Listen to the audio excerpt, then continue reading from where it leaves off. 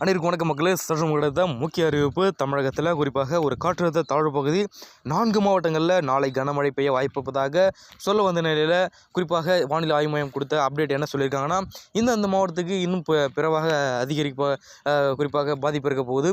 So அதிகமான மற்றும் கனமான மழை எங்கே இருக்க போகுது, குறைவான மழை எங்கே இருக்க போகுது தான் இந்த செய்திக்குள்ள பிரீஃபாக மட்டும் சுருக்கமாக பார்க்க போகிற மக்களே.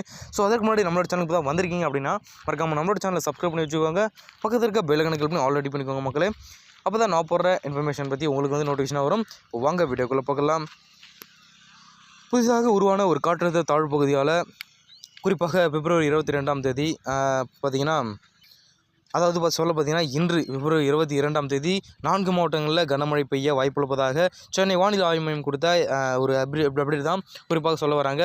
இது தொடர்பாக சென்னை வானிலை ஆய்வு வெளியிட்ட அறிக்கையில் என்ன சொல்லியிருக்காங்கன்னா, நேற்று முன்தினம் பார்த்திங்கன்னா பிப்ரவரி 20ஆம் தேதியெலாம் பார்த்திங்கன்னா ஒரு பூமத்திய ரேகைக்கு அருகில் உள்ள இந்திய பெருங்கடல் பகுதியில் அதனை ஒட்டிய தென்கிழக்கு வங்கக்கடல் பகுதியில் ஒரு வளிமண்டல மேலடுக்கு சுழற்சி நிலவுவதாக சொல்ல வராங்க.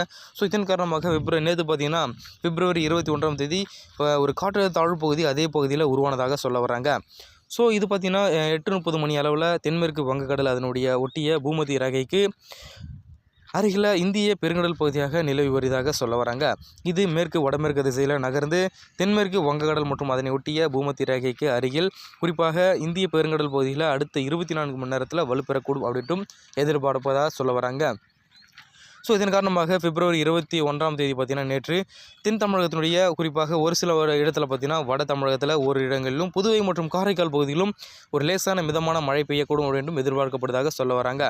ஸோ இன்று பார்த்திங்கன்னா பிப்ரவரி 22ஆம் தேதி தென் தமிழகத்தினுடைய ஒரு சில இடங்களிலும் வட தமிழகத்தில் ஒரு இடங்களிலும் புதுவை மற்றும் காரைக்கால் பகுதியிலும் குறிப்பாக பார்த்திங்கன்னா எந்தெந்த மாவட்டத்துக்கு பார்த்திங்கன்னா தேனி, திண்டுக்கல், மதுரை மற்றும் விருதுநகர் மாவட்டங்களில் ஒரு இடங்களில் இடி மின்னலுடன் கூடிய கனமழை பெய்யக்கூடும் அப்படின்றும் எதிர்பார்க்கப்படுவதாக சொல்ல வராங்க.